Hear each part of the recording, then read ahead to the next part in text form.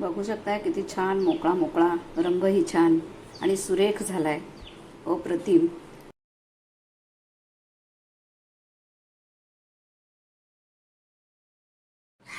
उद्या आहे नारळी पौर्णिमा. नारळी पौर्णिमेसाठी आपण एक रेसिपी बघतोय. नारळी भात, गुळाचा नारळी भात. साखरेचाही करतात, पण आपण गुळाचा करूया. साखर खाण्यापेक्षा गुळ हा आरोग्याला अतिशय चांगला असतो, त्यामुळे आपण गूळ वापरून ही रेसिपी करणार आहे. गुळाचा नारळी भात. नारळाच्या वड्या करतो, ओल्या नारळाच्या करंज्या करतो, नारळी भात करतो. या रेसिपी आपण नारळी पौर्णिमेला अगदी आवर्जून केल्या जातात. नारळाच्या वड्या ही रेसिपी मी तुम्हाला माझ्या चॅनलवरती शेअर केली आहे.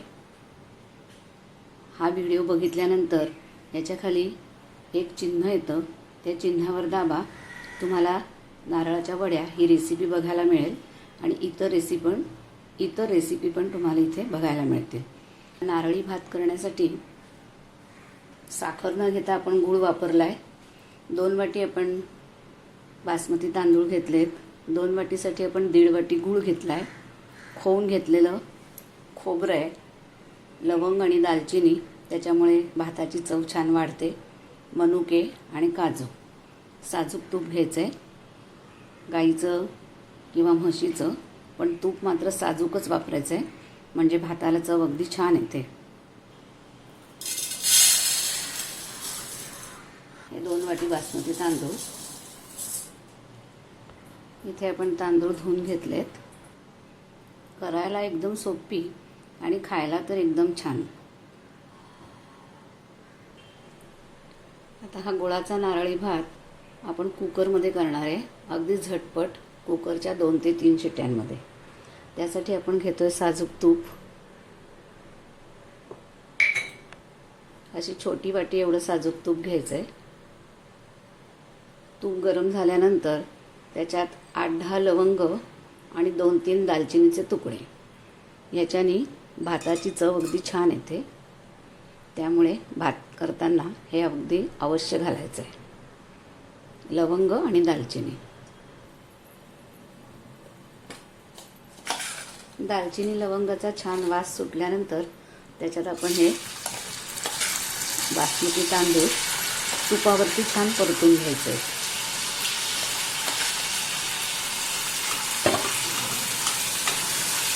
इथे मी 2 वाटी तांदूळ घेतले आहेत बासमती.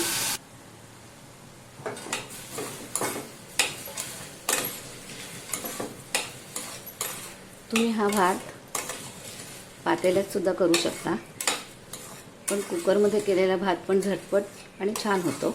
फक्त पाण्याचं प्रमाण हे अगदी बरोबर झालं पाहिजे.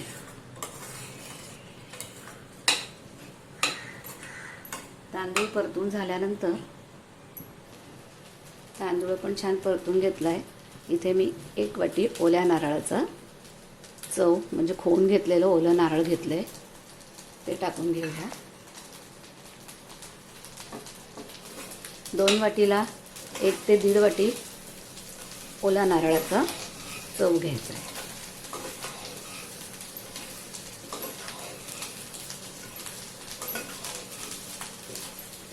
नारळ जरा जास्तच टाकायचं आहे, म्हणजे भाताला चव छान येते. कारण आपण नारळी भात करतोय, त्यामुळे त्याच्यामध्ये नारळाचं प्रमाण हे जास्तच हवं. कमी नारळ जर घातलं आपण नारळाचं चव, तर भाताला चव चांगली येत नाही. खरं तर तुपातच हे काजूचे तुकडे आपण फ्राय करून घ्यायचे आहेत.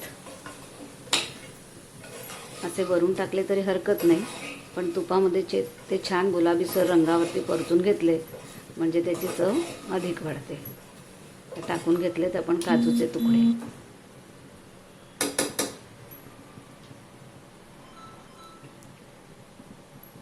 दोन वाटी तांदूळासाठी मी इथे 1.5 वाटी गूळ घेतला आहे.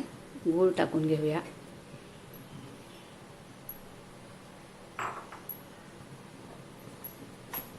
साखर जर घालायची असेल 2 वाटीसाठी 1.5 वाटी साखर घाला.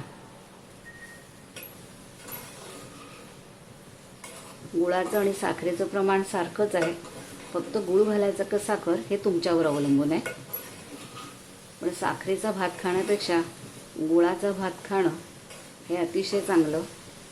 कारण साखर खाण्यापेक्षा गूळ खाल्लेलं कधीही तब्येतीला चांगलं असतं. आणि चवीला पण साखरेपेक्षा गुळाचाच भात छान लागतो. त्यामुळे मी इथं गूळ वापरला आहे.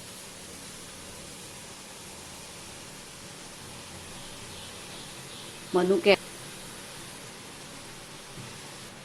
अजून थोडे मनुके टाकून घेऊया.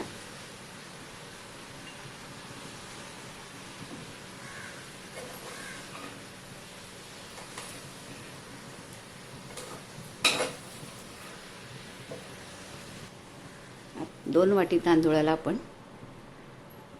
2 ते 2.5 वाटी घ्यायचं आहे. त्याच्यापेक्षा जास्त घ्यायचं नाही. आता भात असा गिचगिचीत होतो, दाणा दाणा असा होत नाही. त्यामुळे पाण्याचं प्रमाण अगदी योग्य घ्यायचं आहे. मी इथे 2.5 वाटी पाणी घेतलं आहे. जर साखरेचा भात करायचा असेल तर तुम्ही त्याच्यामध्ये अर्धं दूध अर्धं पाणी असं घेऊन पण करू शकता. आपण इथे गुळाचा भात करतोय म्हणून मी इथे फक्त पाणीच वापरलं आहे, दूध वापरलेलं नाही.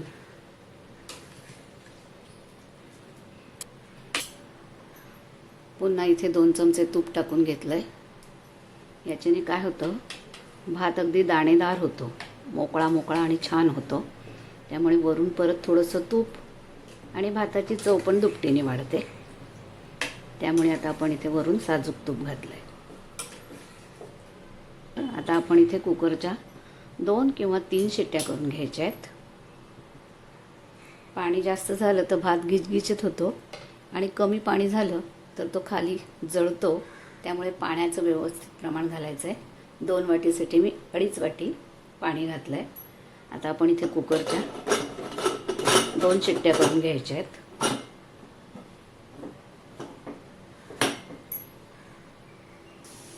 इथे आपण आता कुकरच्या 2 शिट्ट्या करून घेतल्या आहेत.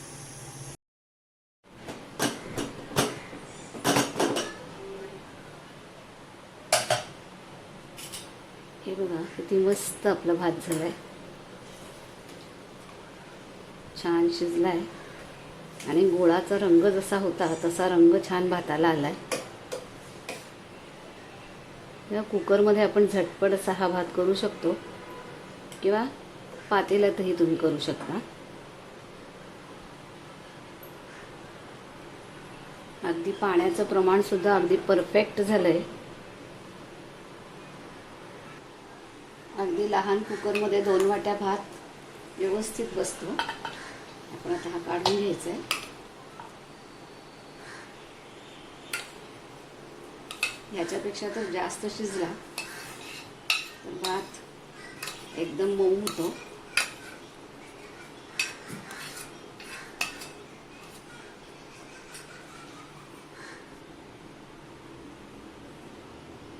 आणि आपण याच्यात लवंग दालचिनी घातले होते. कुकर उघडताच त्याचा वास अगदी सुंदर आला आहे. त्यामुळे लवंग आणि दालचिनी घालायला विसरू नका. त्यामुळेच भाताला चव छान येते. वरून आपण थोडंसं तूप घालून घ्यायचं आहे. आपण इथे साजूक तूप घालून घेतलं आहे. खोवलेला नारळ घालून घ्यायचं आहे.